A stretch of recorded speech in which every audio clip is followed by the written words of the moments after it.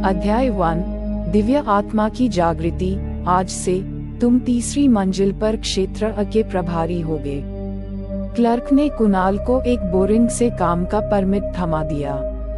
यही थी उसकी नई जिंदगी की शुरुआत। कुणाल ने धन्यवाद कहा और तीसरी मंजिल की तरफ बढ़ गया। क्लर्क ने जाते हुए कहा, क्या अफसोस है, लड़का तो हीरो दिखता है, पर इसकी दिव्य आत्मा नहीं जागी, पूरी बर्बादी है। कुणाल को ये बात सुनाई नहीं दी। वह तो अपने नए शरीर की यादें समेटने में बिजी था। 10 मिनट पहले वह एक गंभीर बीमारी से मर गया था और अब पलक झपकते ही वह एक नई दुनिया में आ गया था। इस नई दुनिया में भी सब कुछ वैसा ही था जैसे उसकी पुरानी दुनिया में था। बस एक छोटा सा फर्क था, ये दुनिया मार्शल आर्ट्स की थी। यहाँ के लोग साधना करके अमर बन सकते थे और आसमान में उड़ सकते थे, पर इसके लिए एक चीज जरूरी थी, दिव्य आत्मा का जागना। लेकिन बेचारा कुणाल, उसकी दिव्य आत्मा अब तक सो रही थी। वह केवल कुछ साधारण मार्शल आर्ट्स ही कर सकता था और एक साधारण मजदूर बनने के लिए ही बना था। हालांकि कुणाल जल्दी ही राहत महसूस करने लगा। वह मार्शल आर्ट्स में कुछ बड़ा नहीं कर सकता था, पर इसका मतलब ये भी था कि उसे कोई बड़ा खतरा भी नहीं था।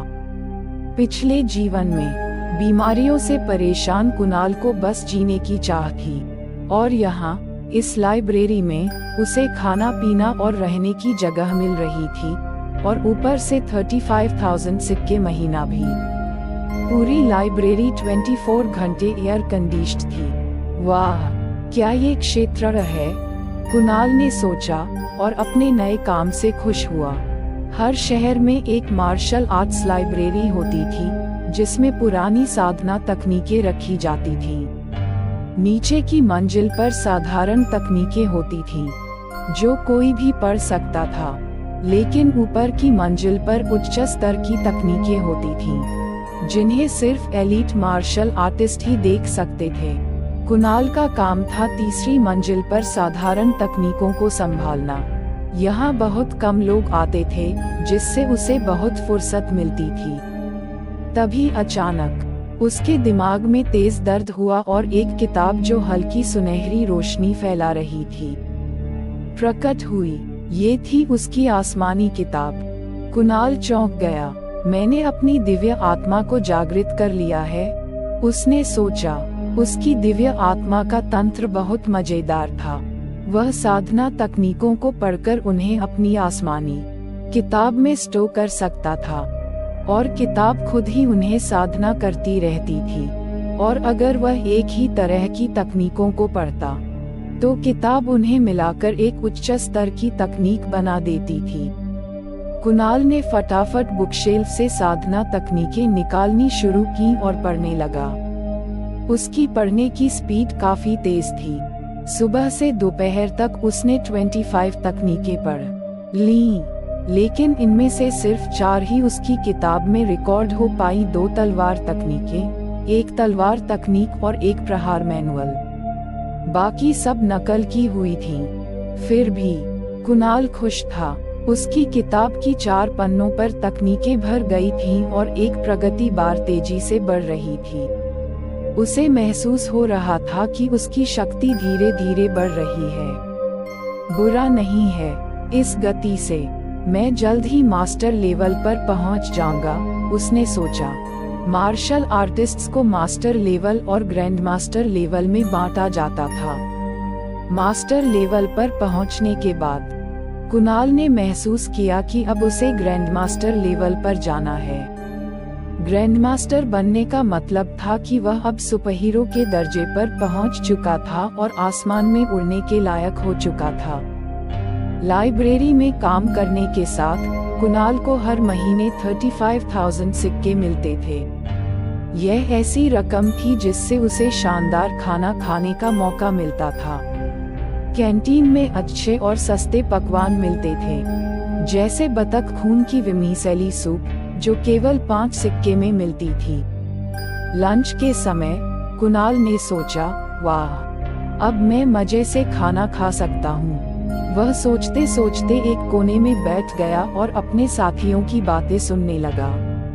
किसी ने कहा, इस लाइब्रेरी का काम इंसानों के लिए नहीं है। दूसरे ने कहा, हमारे पास तो बस मेहनत करने के अलावा कोई चारा नहीं।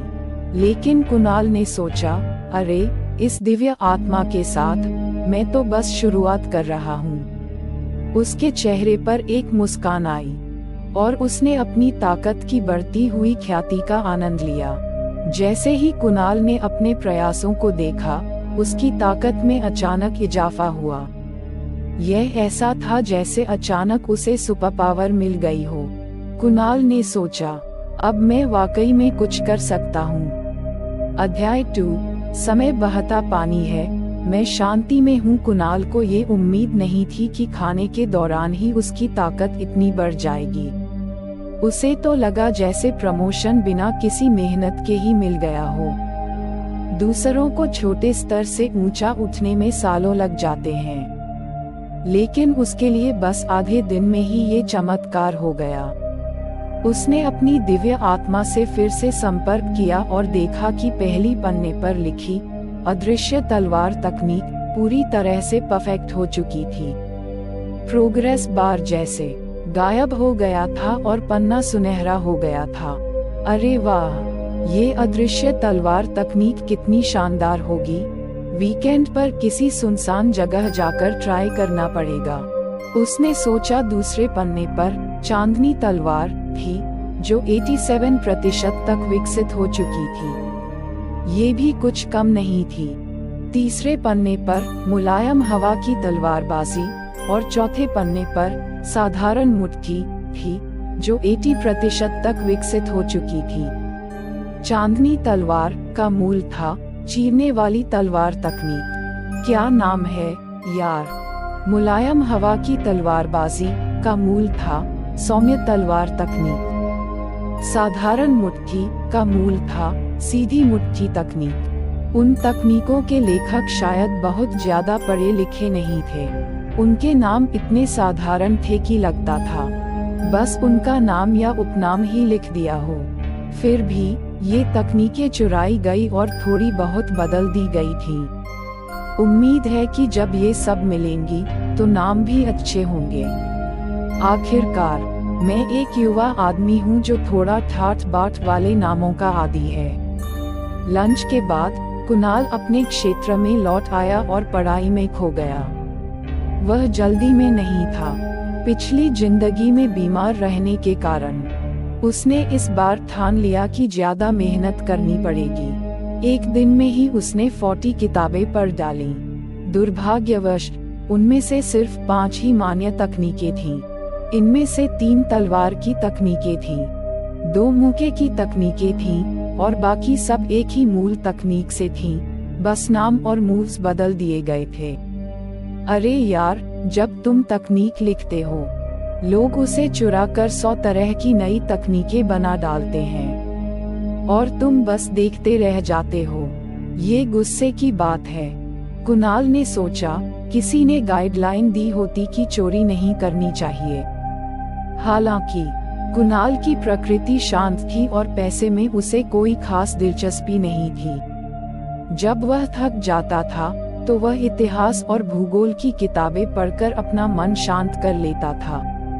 उस दुनिया का इतिहास उसके पिछले जीवन की तरह था, बस कुछ छोटे मोटे बदलाव थे।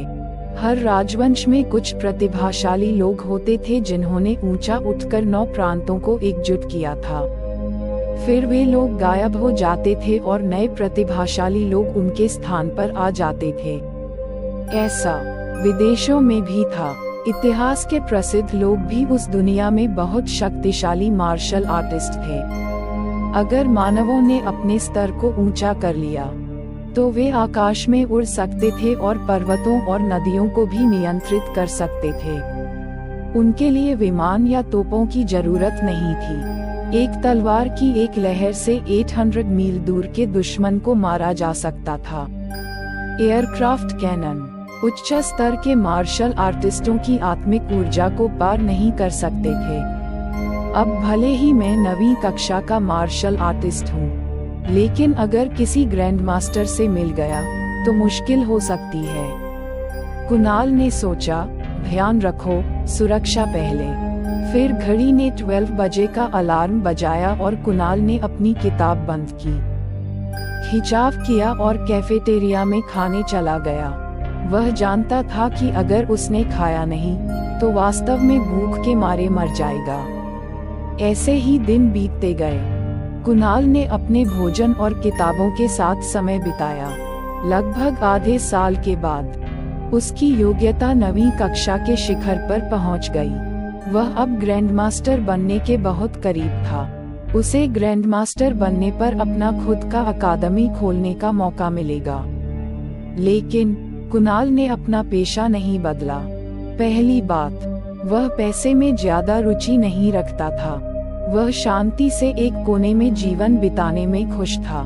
दूसरी बात, बाहरी दुनिया बहुत खतरनाक थी और लाइब्रेरी में शांति से रहना उसे ज्यादा पसंद था। तीसरी और सबसे महत्वपूर्ण बात, अगर लोग उन्नति चाहते थे तो वे दवाइयाँ और संसाधन इस्तेमाल कर सकते थे, लेकिन कुणाल को बस किताबें पढ़नी थीं और तकनीकें अपनी दिव्य आत्मा में रिकॉर्ड करनी थीं। 7वें महीने में उसके दोस्त धीरे धीरे उसके अच्छे स्वभाव और आकर्षण के कारण उसके साथ घुलने मिलने लगे। धमाकेदार घड़ी ने एक और बार बजे और अचानक नीचे से एक आकृति कूद कर आई। ओल्ड कुणाल, खाना खाने का समय हो गया है।